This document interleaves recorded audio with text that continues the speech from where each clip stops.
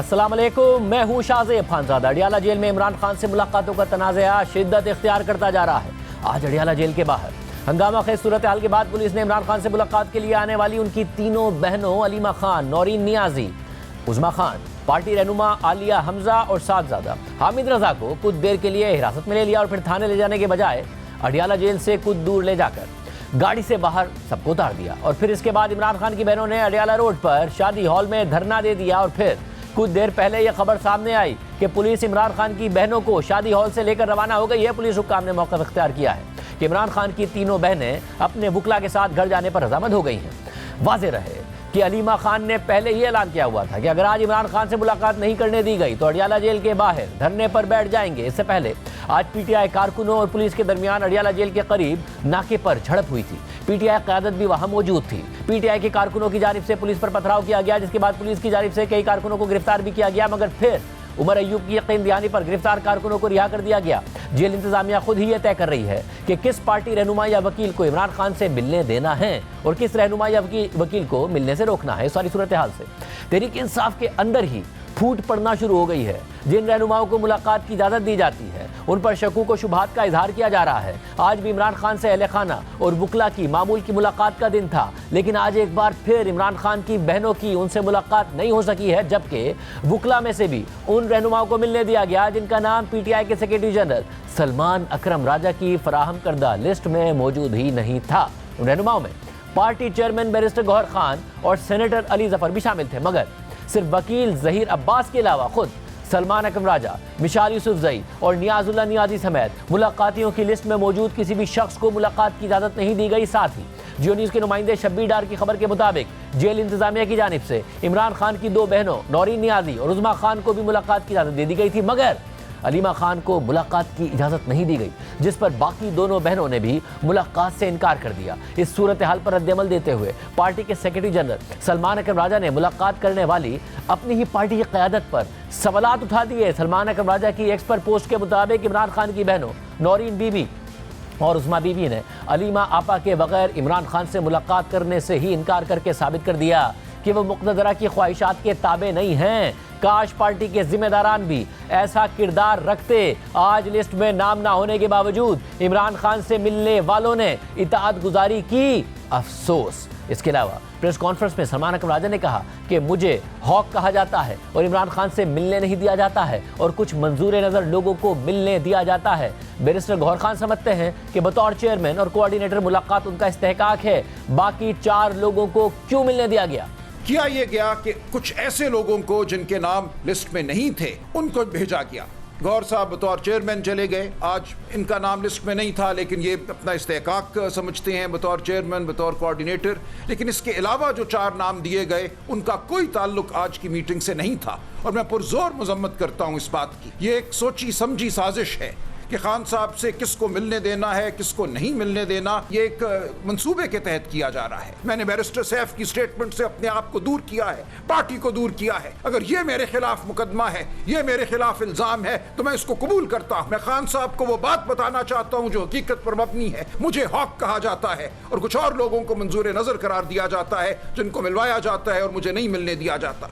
सलमान अकरम राजा ने अपने ही पार्टी के सीनियर रहनुमाओं के किरदार पर सवाल उठा दिया है। सिर्फ यही नहीं, जियो न्यूज़ के नुमाइंदे हैदर शराजी की ज़राए से खबर के मुताबिक इमरान खान से मुलाकातों के मामले पर तहरीक इंसाफ में तकसीम पैदा हो गई है। बैरिस्टर गौहर खान और बैरिस्टर अली जफर की मुलाकात पर पार्टी अरकान को तशवीश है। बैरिस्टर उमर नियाजी का कहना है कि बैरिस्टर गौहर खान और बैरिस्टर अली जफर का नाम मुलाकातियों की फहरिस्त में शामिल नहीं था। पार्टी पॉलिसी और इमरान खान के अहकामात की खिलाफ वर्जी नहीं होनी चाहिए, जबकि बैरिस्टर अली जफर का कहना है कि चंद अरकान की जानिब से मुलाकात की फहरिस्त तैयार करने पर तहफ़्फ़ुज़ात हैं। मुलाकात के लिए नामों का इख्तियार किसी एक कमेटी के पास नहीं होना चाहिए। ज़राए के मुताबिक पार्टी अरकान की राय है कि सलमान अकरम राजा और अलीमा खान को साइड लाइन करके मुलाकात करवाई गई। ज़राए के मुताबिक इमरान खान ने सलमान अकरम राजा और नियाजुल्लाह नियाजी की मुलाकात ना करवाने पर तशवीश का इज़हार किया। खबर के मुताबिक आज इमरान खान से मुलाकात करने वाले वकील अली इमरान एडवोकेट का कहना है कि वुकला में से किसी ने भी बहनों से एहतजाज से मुतालिक इमरान खान को आगाह नहीं किया, जबकि इमरान खान से बैरिस्टर गौहर खान और अली जफर समेत दीगर की मुलाकात की तफसील तफसीलात भी सामने आई हैं।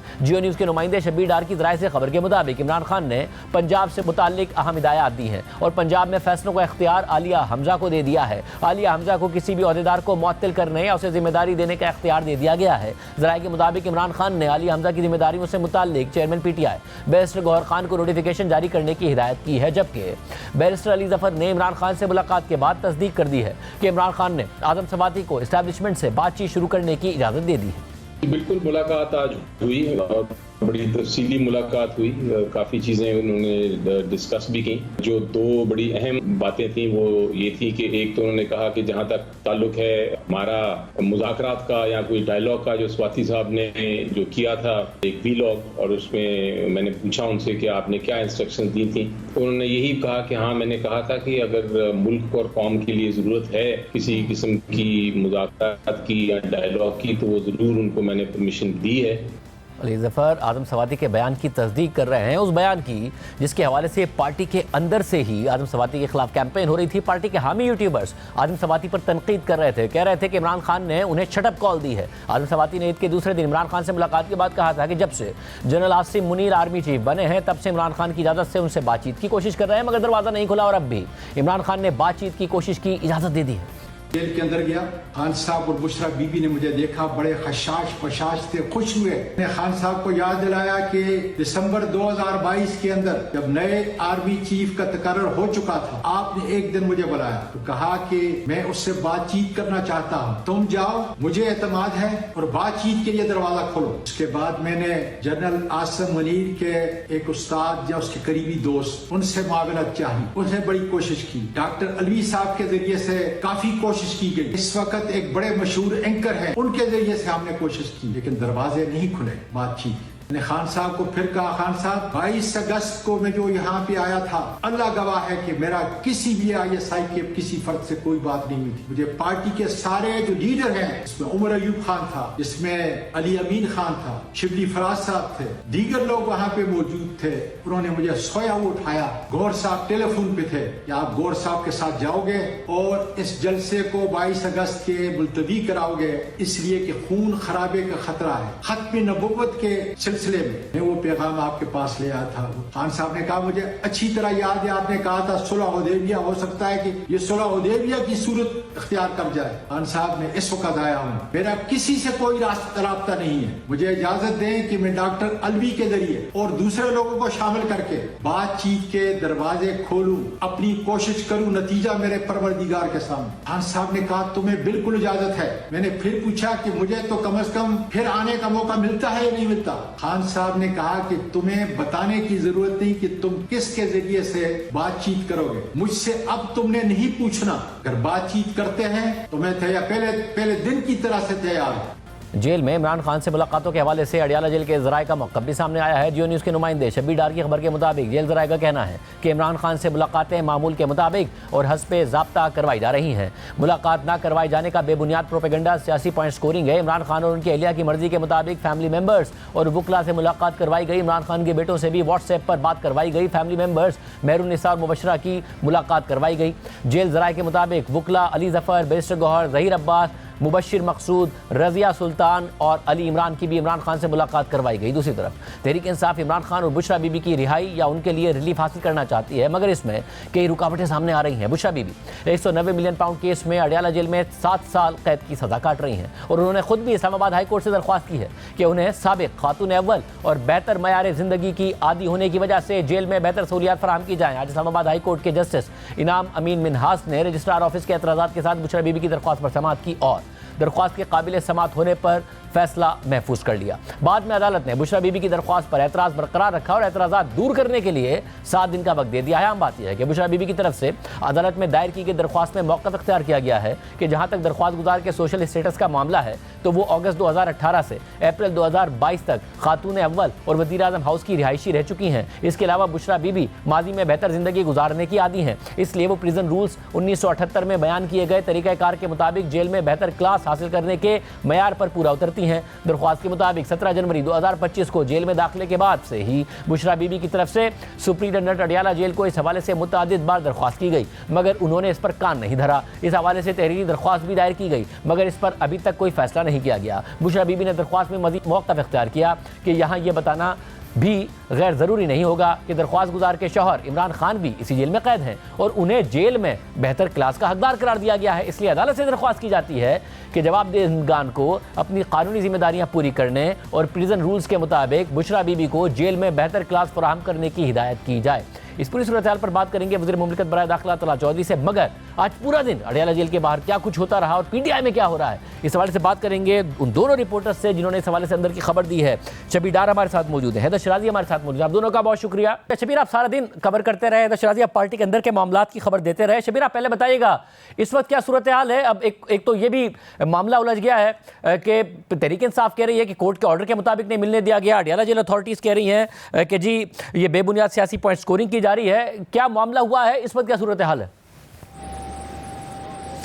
शाहजेब साहब, अहम खबर यह है कि बानी पीटीआई की जो बहनें हैं, तीनों बहनें अलीमा खान, नौरीन खान और उज़मा खान और दीगर जो ख़वातीन हैं, आलिया हमजा थी, नादिया खटक थी और इसके अलावा बानी पीटीआई के जो कज़न है कासिम खान, वो अपने घर जाने के लिए रजामंद हो गए हैं और अब से थोड़ी देर कबल यहाँ जो शादी हाल में उनको ठहराया गया था वो अपनी गाड़ियों में यहाँ से रवाना हो गए हैं। और पुलिस हुकाम से हमारी बात हुई, उन्होंने कहा कि नेगोशिएशंस के बाद इमरान खान की तीनों बहनें अब रजामंद हो गई हैं, लिहाजा वो अब यहाँ से रवाना हो गई हैं। दूसरी बात यह है कि आज सुबह से ही अडियाला जेल के अतराफ सिक्योरिटी सख्त थी, माहौल कशीदा था। सलमान अकम राजा को अडियाला जेल तक नहीं जाने दिया गया। इसी तरह जो दीगर वकला है जिनकी फहरिस्त, नियाजुल्लाह नियाजी, दीगर वकला जिनकी फहरिस्त दी गई थी, उनको जाने नहीं दिया गया। अलबत्ता कुछ वकला अडियाला जेल पहुँचने में कामयाब हो गए, जिनमें चेयरमैन पीटीआई बैरिस्टर गौर खान है, इसी तरह बैरिस्टर अली ज़फ़र है, इसी तरह जो है ज़हीर अब्बास चौधरी हैं, दीगर वकला हैं, वो अडियाला जेल पहुंचने में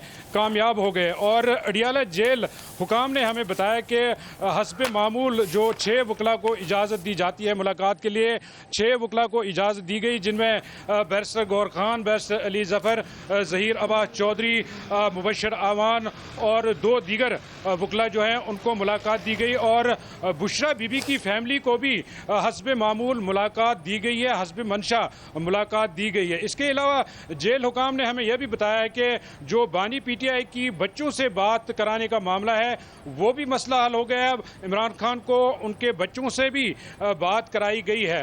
ताहम अडियाला जेल के बाहर अलीमा खान करीबन 4 से 5 घंटे वो एहतजाज पर रही। अडियाला जेल से 1 किलोमीटर के फासले पर गोरखपुर पर जहाँ पर पुलिस ने नाका लगाया था, वहाँ पर अलीमा खान अपनी दोनों बहनों के हमरा मौजूद थी और वो जाने के लिए तैयार नहीं थी।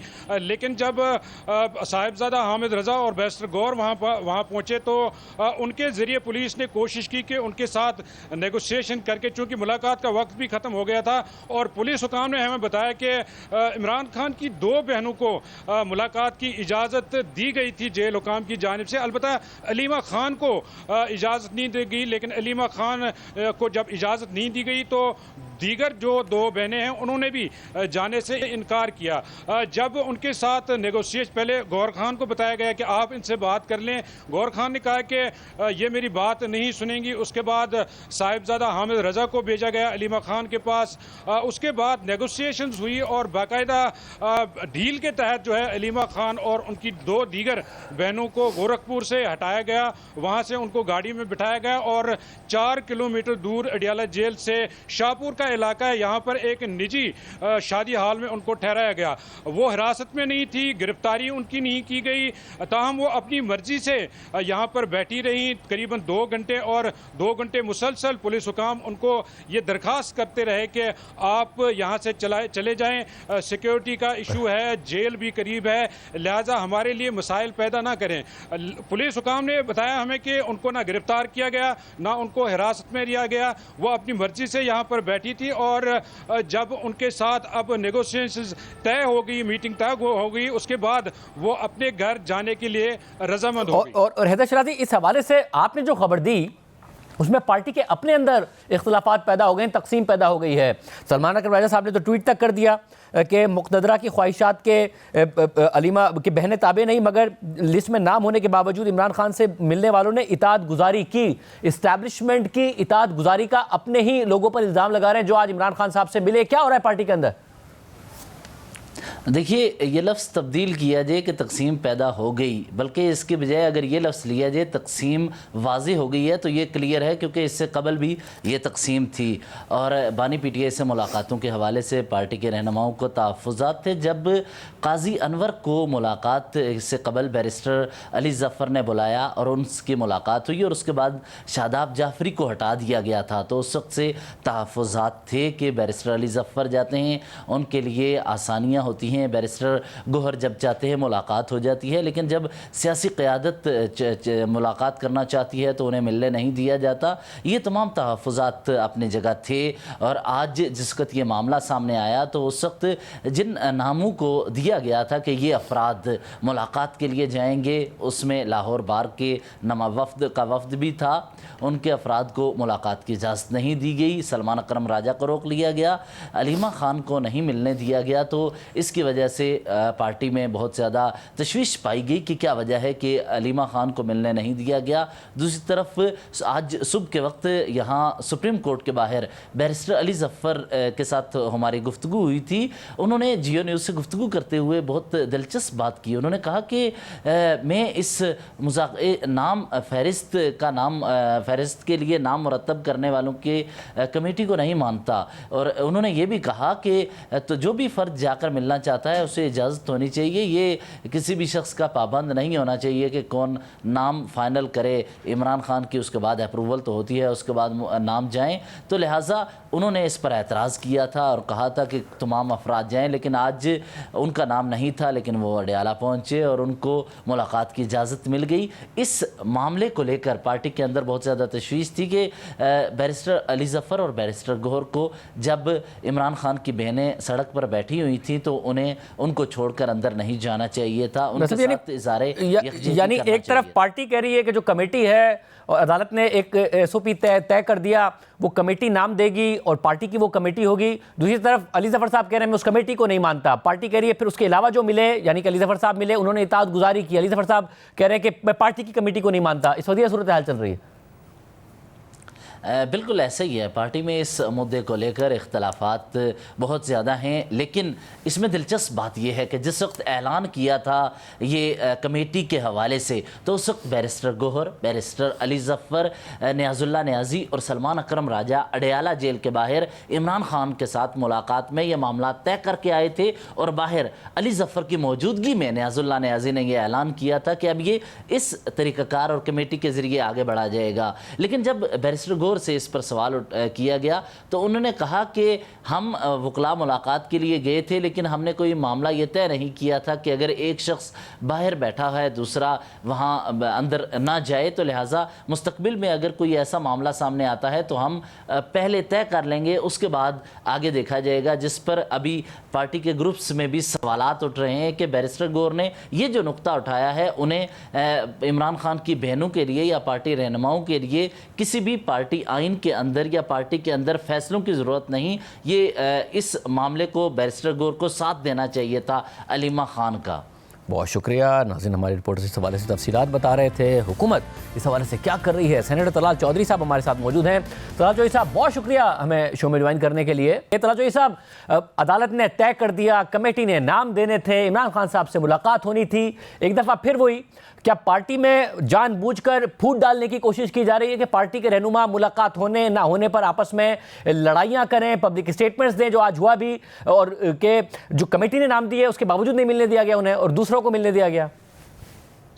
बिस्मिल्लाहिर्रहमानिर्रहीम। देखिए, हमने क्या फूट डालनी है। जब बानी पीटीआई जेल से बाहर थे, इनका अरूज था, उस वक्त भी जो इनके बुनियादी कारकुन हैं वो इन्हीं के खिलाफ इलेक्शन कमीशन भी गए और उन्होंने बताया इनके अंदर सियासी रवैया ही नहीं है। ये सियासी रवैया, क्योंकि ये जमात जो है ये सियासी तरीकाकार से बनी नहीं, भर्ती हुई है। और अगर जनरल शुजा पाशा या जनरल फैज ना होते तो ये ना जमात बनती, ना इस जमात में ये कभी इक्तदार में यहाँ तक पहुँचते। तो बाकी जो बानी पीटीआई हैं उनका रवैया सियासी है ही नहीं। मुझे ये बताइए, आप उनके फैसले देख लें, किस तरह के वो फैसले जो हैं उन्होंने किए हैं। साहब अब तो यानी कैदी है ना, और अदालत ने हुक्म दिया है, एक कमेटी है वो नाम देती है। सलमान अकबर राजा साहब कह रहे हैं कि जो मंजूर नज़र हैं, जब उनकी तरफ से लफ्ज़ हुआ कि इताअत गुजारी की जो मिले, यानी वो अपने जिन लोगों को आप मिलवा रहे हैं उनके बारे में कह रहे हैं कि जो इस्टेब्लिशमेंट की मर्जी से मुलाकातें हो रही हैं, अपनी पार्टी के रहनुमाओं के बारे में वो कह रहे हैं। अब अलीमा खान साहिबा को नहीं मिलने दिया, बाकी 2 बहनों को कहा कि मिलने, फिर वो भी नहीं मिली। ये क्यों कर रही है? देखिए, अगर ऐसी कोई बात है तो अदालत में मामला है। अदालत, आपको पता है, इसका तौहीन अदालत का नोटिस ले सकती है, और हमें क्या जरूरत है कि हम अदालती फैसले के बाद किसी को रोकें। हम तो फैसिलिटेट करते हैं।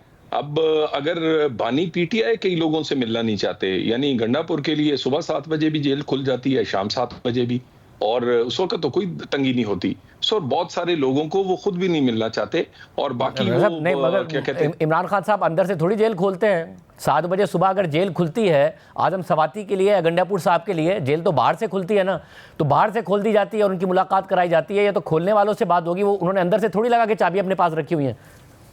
देखिए, बाहर से खुलती नहीं है, लेकिन अंदर जो जिससे मिलने जाते हैं, जो कैदी होता है, उसकी अपनी कॉन्सेंट होती है, नहीं तो वो अपनी बैरक से नहीं आता। इनकी मुलाकात तो इनकी पसंदीदा जगह पे भी हो जाती है, और फिर अदालतों ने बड़ा क्या वजह होगी? किया है। इमरान खान साहब अलीमा खान साहिबा से नहीं मिलना चाहेंगे, बाकी 2 बहनों से मिलना चाहेंगे, वजह यह है? या वजह यह है कि रियासती इदारों को आपको यह अंदेशा है कि जो आमतौर पर सोशल मीडिया पर पोस्ट होती है वो अलीमा खान साहिबा की मुलाकात के बाद होती है, इसलिए उन्हें नहीं मिलने देना है?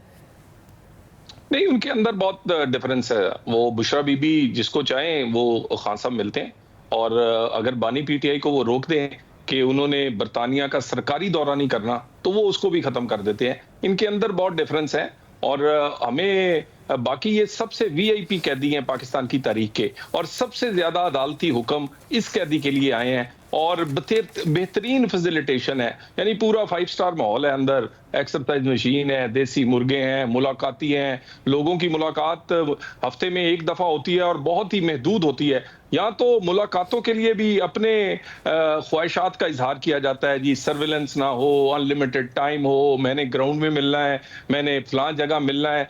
तो गुजारिश ये है कि मगर कौन सी ख्वाहिश पूरी हो गई? पूरी सर्वेलेंस में तो मुलाकात होती है, एक बात सुनी जाती है, कौन सी उनकी कोई ख्वाहिश पूरी कर दी आप लोगों ने? बहुत सारी ख्वाहिशात उनकी पूरी हैं। उनके पास एक्सरसाइज मशीन है, अपनी मर्जी का खाना है, बेहतरीन एक बड़े घर जितनी जगह है उनके पास 24 घंटे डॉक्टर हैं। उसके बाद मुलाकाती फैमिली अलहदा मिलती है, वकला अलहदा मिलते हैं, सियासी जमात के लोग अलहदा मिलते हैं। अब इनके अंदर का जो मामला है, अंदर की जो टूट फूट है, उसका तो हम जिम्मेदार नहीं है। आप इनके जिस 2 लोगों के पास बैठे वो दूसरे 2 लोगों के खिलाफ हैं, और वैसे भी जब गैर सियासी रवैया होगा और गैर सियासी तरीके से आप अपनी जमात को चलाएंगे, तो पहले चलवाने वाला जो था वो तो खुद कोर्ट मार्शल का सामना कर रहा है, और चलाने वाले जो हैं वो, क्योंकि जो हदायतकारी थी वो अब नहीं हो रही, तो इसलिए इनसे वो जमात जो बनी बनाई है वो भी नहीं संभल रही। वैसे मगर जो आप सहूलियात की बात करें, बुशरा बीबी ने तो अदालत में दरख्वास्त की है कि उन्हें वो सहूलियात मैसर नहीं हैं। उनका जो माजी का स्टेटस है, वज़ीर आज़म हाउस की रिहायशी रह चुकी हैं, खातून अव्वल रह चुकी हैं, उन्हें जो सहूलियात हैं वो उस हिसाब से नहीं मिल रही है जो स्टेटस के हिसाब से मिलनी चाहिए। देखिए, मैंने तो आपको कहा है ना कि ये वो लोग हैं जो कहते थे 2 नहीं 1 पाकिस्तान, जो कहते थे हर अमीर गरीब के लिए एक जैसा स्टेटस हो, लेकिन ये कैद में भी कहते हैं कि हम वीआईपी कैदी हैं, हमारा और स्टैंडर्ड होना चाहिए, मेरे पास और सहूलतें होनी चाहिए। मैं वजीर आजम हाउस रही हूं, तो अब मैंने अगर 190 मिलियन चोरी किया है, या पूरे के पूरा तोशा खाना बेच गई हूं, तो या बुजदार की पीछे पूरी की पूरी हदायतकारी और लगवाना और करप्शन के मामला, वो गोगी, वो सारा कुछ किया है, लेकिन उसके बावजूद भी मेरी मर्जी की रहाइश हो, मेरी मर्जी, यानी ये तो ऐसे है जैसे आप सोशल मीडिया से कोई होटल बुक करते हैं, और इसी तरह ही बानी पीटीआई को सोलते हैं, इसी तरह मगर वो जो दावे करते थे, ज़ाहिर इमरान खान साहब के दावे थे, एक जेल होनी चाहिए, ये सारे मैं ऐसे निकालूंगा टीवी, वो उनके दावे थे। मगर आपने जो करना है वो कानून के मुताबिक करना है। अब वो ये कह रही हैं कि दरख्वास्त गुजार के शौहर इमरान खान भी इसी जेल में कैद है, और उन्हें जेल में बेहतर क्लास का हकदार करार दिया गया है, तो उन्हें भी करार दिया जाए। तो जो दावे होते थे उनके वो अलग थे, 2 नहीं 1 पाकिस्तान, मगर जो मैनुअल है उसके मुताबिक वो कह रही हैं कि उन्हें भी ट्रीट किया जाए, अगर उनके शौहर को ट्रीट किया जा रहा है। देखिए, मैनुअल के मुताबिक बिल्कुल ट्रीट किया जाएगा, बल्कि मैनुअल प्लस के तौर पर ट्रीट किया जा रहा है बानी पीटीआई। इतनी मुलाकातें किसी की भी नहीं। पाकिस्तान की तारीख में इनसे बड़े लीडर्स जेल में कैद में रहे हैं। इस तरह की मुलाकातें, जिस तरह के खाने, जिस तरह की किचन की फैसिलिटीज, एक्सरसाइज मशीन आपने कभी सुना है आज तक कि वहां पर मेरी मर्जी की एक्सरसाइज मशीन्स हो, 24 घंटे अपने डॉक्टर्स हो? तो गुजारिश ये है कि वो फिर बाद में अदालती हुक्म भी आ जाते हैं, बहुत सारी फैसिलिटेशन। बहरहाल हम तो मैनुअल के तहत जो भी फैसिलिटी है, और हमारे तो लीडर कायद नवाज शरीफ ने कहा मेरी तरफ से 1 नहीं 2 एसी लगा दें, मुझे इस बात पे कोई कंसर्न नहीं है। हम तो विक्टिमाइज करने पर यकीन ही नहीं रखते, और हमारी इतनी छोटी सोच नहीं है तो कि इस तरह के मामले पे तो गर्मी आ रही है। अगर आपके कायद ने कहा है तो लगा दें, अगर आप यकीन नहीं रखते। मैं कह रहा हूँ बाकी फैसिलिटीज, अगर एक्सरसाइज मशीन मिल सकती है, अगर वहाँ एक्सरसाइज मशीन का कोई आपने छठी दफा जिक्र किया है। एक्सरसाइज मशीन पर एक्सरसाइज खुद ही करनी पड़ती है। ऐसा लग रहा है कि वो एक्सरसाइज मशीन सिर्फ रख दी जाती है, बंदा बैठा रहता है और फिट हो जाता है। उस पर भी मुशक्कत करके खुद ही फिट होना पड़ता है।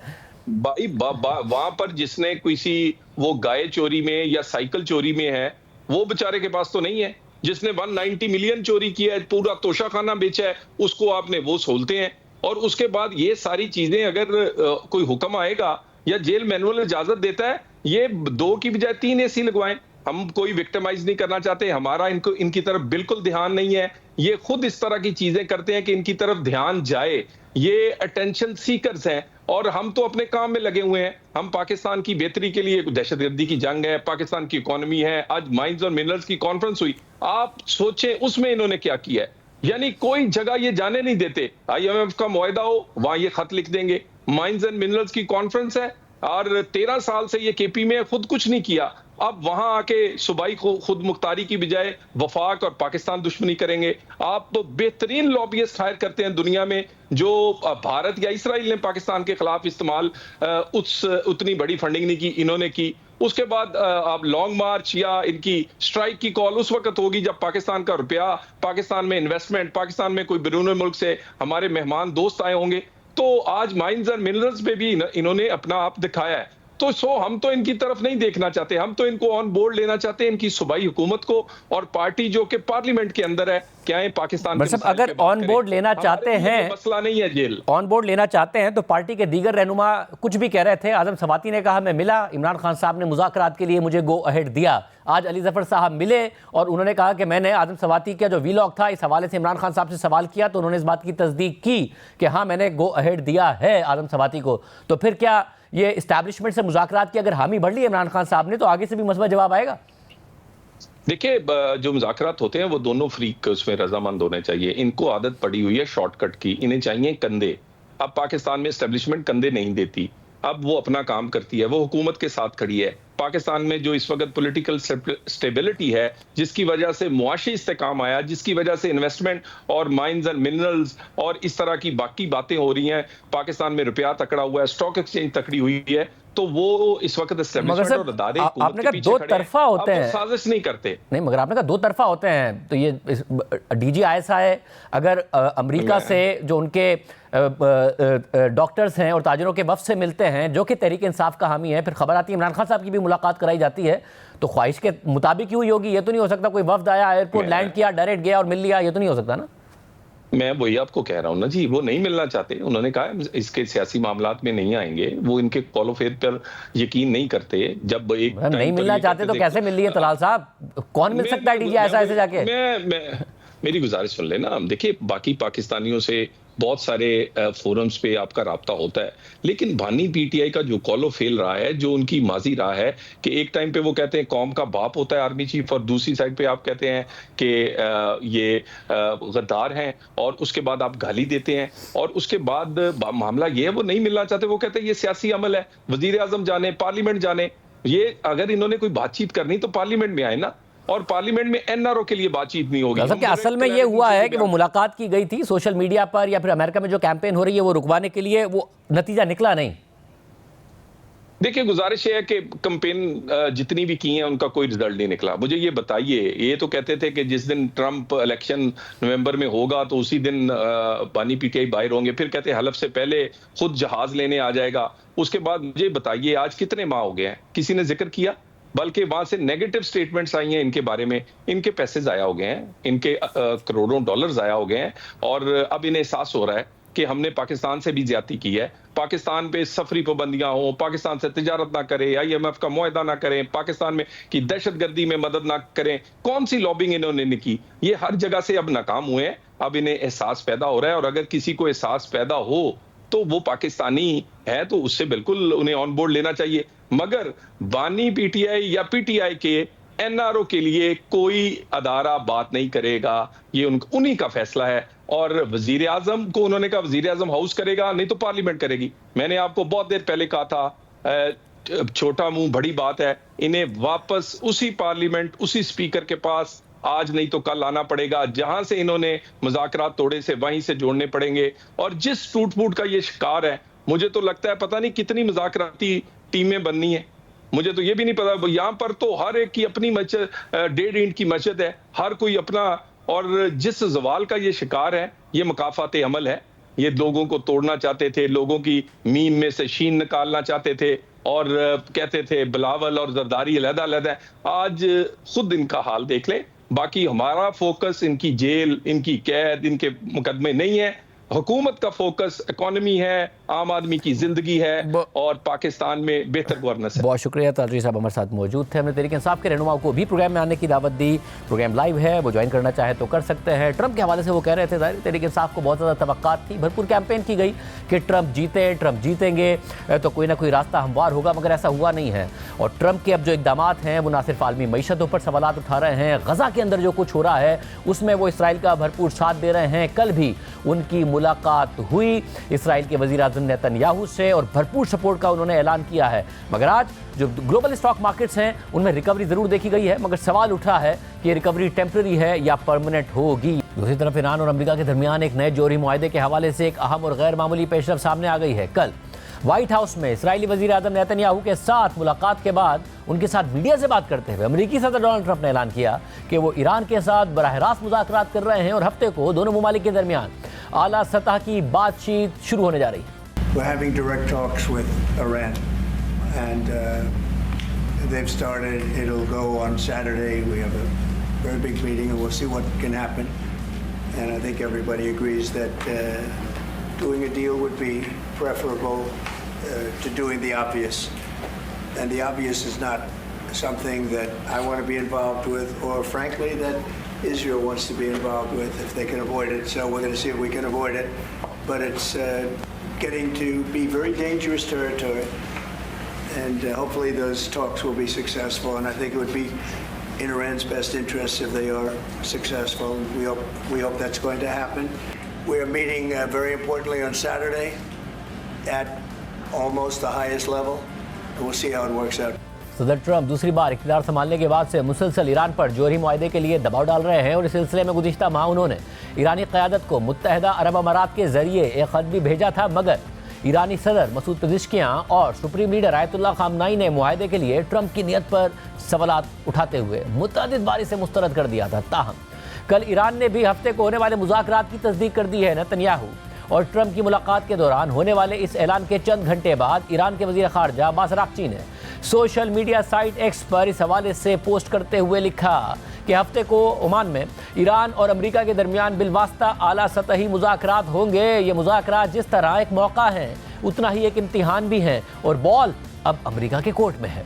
इसके अलावा आज सुबह ईरानी खबर रसां एजेंसी तस्नीम ने रिपोर्ट किया कि हफ्ते को ईरानी वज़ीर ख़ारजा अब्बास अराग़ची और सदर ट्रंप के खुसूसी नुमाइंदा बराए मशरिक़ वस्ता स्टीव विटकॉफ बिलवास्ता तौर पर एक दूसरे से मुलाकात करेंगे, और अगर हफ्ते को ये मुलाकात हो जाती है तो तकरीबन एक दहाई बाद दोनों ममालिक के दरमियान ये पहली आला सतही मुलाकात होगी। इससे पहले 2015 में उस वक्त के अमरीकी वज़ीर ख़ारजा जॉन केरी और उनके ईरानी हममनसब जवाद ज़रीफ़ की जौहरी मुआहदे को हतमी शक्ल देने के लिए मुलाकात हुई थी, और इस मुलाकात के बाद जुलाई 2015 में दोनों ममालिक के दरमियान एक तारीखी जौहरी मुआहदा तश्कील पा गया था, जिस पर ईरान और अमेरिका के अलावा चीन, रूस, फ्रांस, बरतानिया और जर्मनी ने भी दस्तखत किए थे। और इस मुआहदे के तहत ईरान पर आयद मुतअद्दिद मगरबी पाबंदियां हटा ली गई थीं, और बदले में ईरान को पाबंद किया गया था कि वो अपने जौहरी प्रोग्राम पर काम रोक देगा और आलमी इंस्पेक्शन टीम्स को अपने जौहरी तनसीबात के जायजे की इजाज़त देगा। अहम बात यह है कि सदर ट्रंप अब ईरान के साथ न्यूक्लियर मुआहदा करना चाह रहे हैं और इसके लिए ईरान पर मुसलसल दबाव डाल रहे हैं। मगर मई 2018 में ट्रंप ने खुद बतौर सदर अमेरिका को 2015 में सदर ओबामा के दौर में होने वाले इस तारीखी न्यूक्लियर मुआहदे से एकतरफा तौर पर निकाल दिया था और ईरान पर सख्त पाबंदियां आयद कर दी थी। दूसरी जानिब कल व्हाइट हाउस में होने वाली मुलाकात में सदर ट्रंप और इसराइली वजीर आज़म नेतन्याहू ने एक बार फिर गजा से फ़लस्तीनियों को निकालने के मुतनाज़े मंसूबे को दोहरा दिया। एक तरफ गजा में इसराइली खून रेजी जारी है और दूसरी तरफ इस किस्म के ऐलानात हो रहे हैं। सदर ट्रंप ने तो कल यहाँ तक कह दिया कि इसराइल को गजा पट्टी फ़लस्तीनियों को देनी ही नहीं चाहिए थी। We've been talking, including over lunch, about some countries, I won't go into them right now, that are saying, you know, if Gazans want to leave, we want to take them in. And I think this is the right thing to do. If you give, you know, it's going to take years to rebuild Gaza. In the meantime, people can have an option. The president has a vision.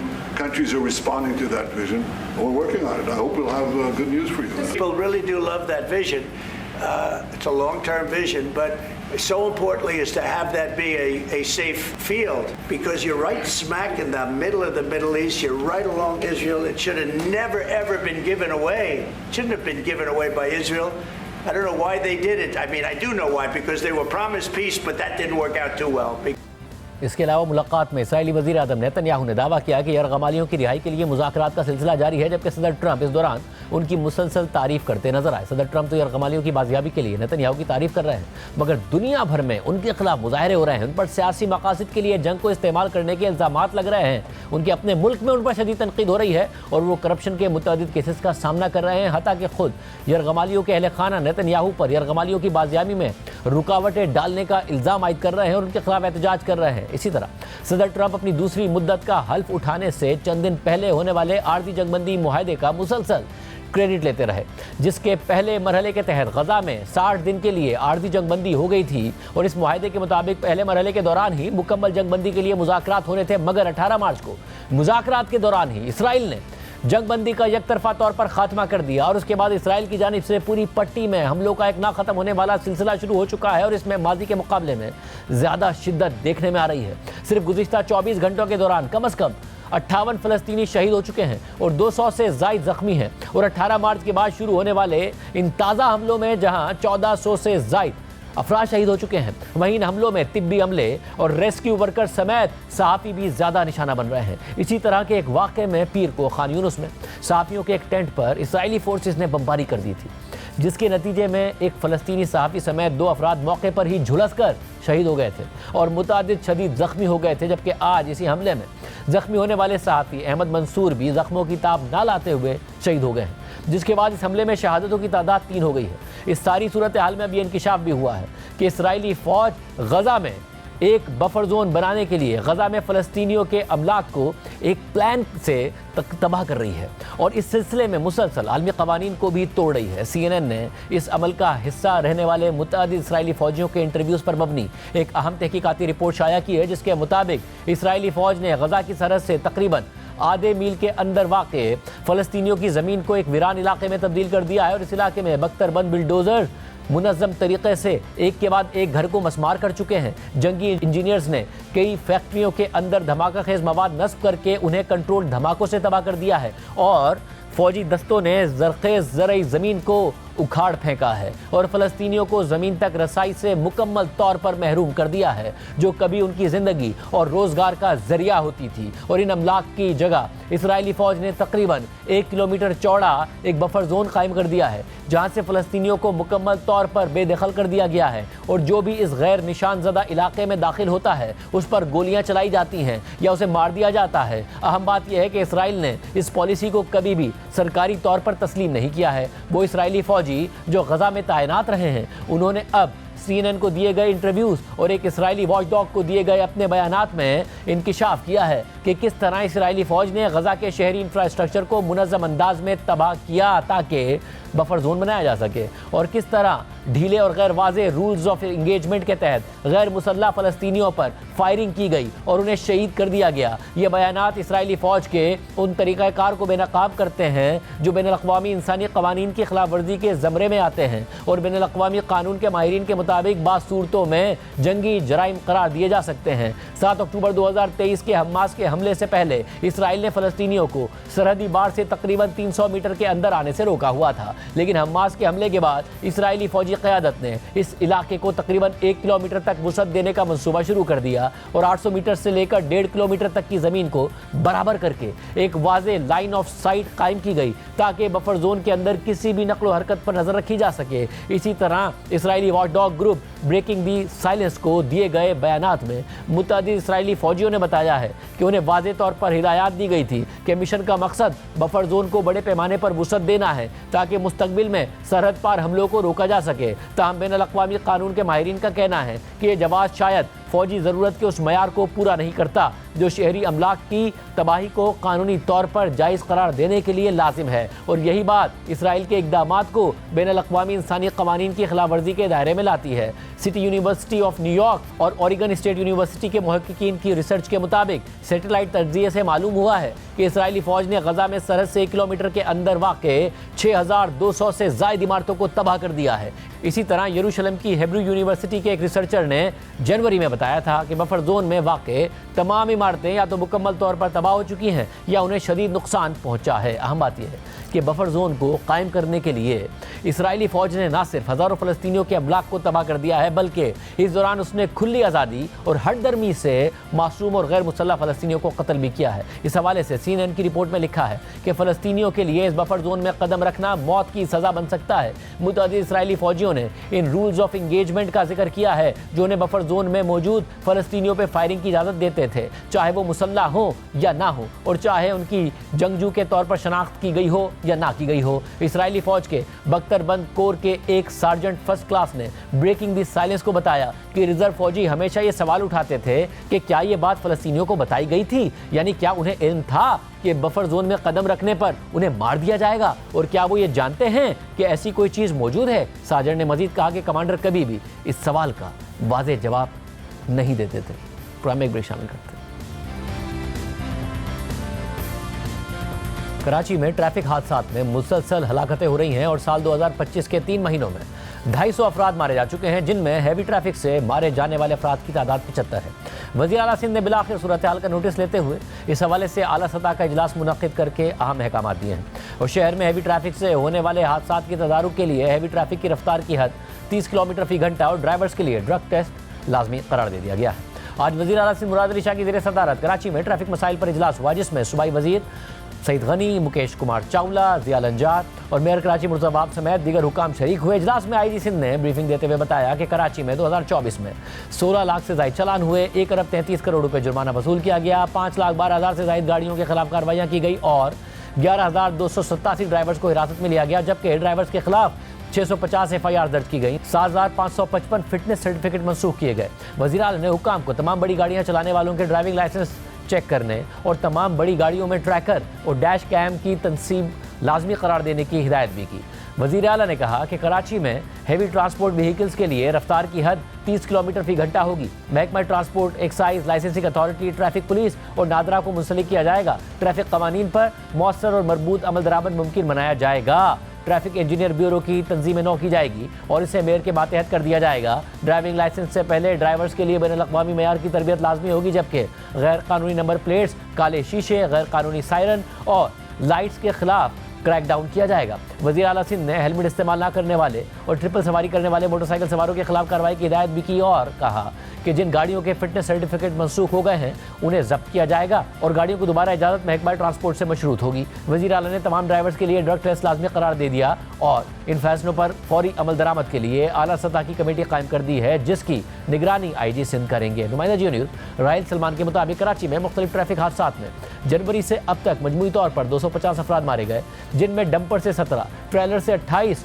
Water tanker से 17, मजदा की टक्कर से 5 और बस की टक्कर से 8 अफराद मारे गए। रमा साल में अब तक मजमूई तौर पर हादसात में ज़ख्मी होने वाले शहरियों की तादाद 3,419 है। कराची में जनवरी से अब तक ट्रैफिक हादसात में 250 हलाकतें हो चुकी हैं और ख़ास तौर पर हेवी ट्रैफिक की वजह से शहर में मुतअद्दिद अफसोसनाक वाक़यात पेश आ चुके हैं। इस हवाले से सियासी जमातों की एक दूसरे पर तनकीद भी जारी है। जमात इस्लामी और MQM समेत दीगर जमातें पीपल्स पार्टी पर तनकीद करती रही हैं और गवर्नर सिंध कामरान टिसोरी ईद से पहले चीफ जस्टिस याया आफरीदी को ख़त लिखकर सूरत हाल का नोटिस लेने का मुतालबा भी कर चुके हैं। हम देखते हैं कि सिंध हुकूमत आज इजलास में किए गए फैसलों पर अमल दरामद करवाएगी या नहीं, क्योंकि आज DIG ट्रैफिक की ज़ेर सदारत भी एक अहम इजलास हुआ, जिसमें ट्रैफिक निज़ाम को बेहतर और मौसर बनाने के लिए मुतअद्दिद फैसले किए गए और अफसरान को ट्रैफिक कवानीन पर सख्ती से अमल करवाने की हिदायत जारी की गई है। आज के प्रोग्राम में इतना ही, दीजिए, अल्लाह हाफ़िज़।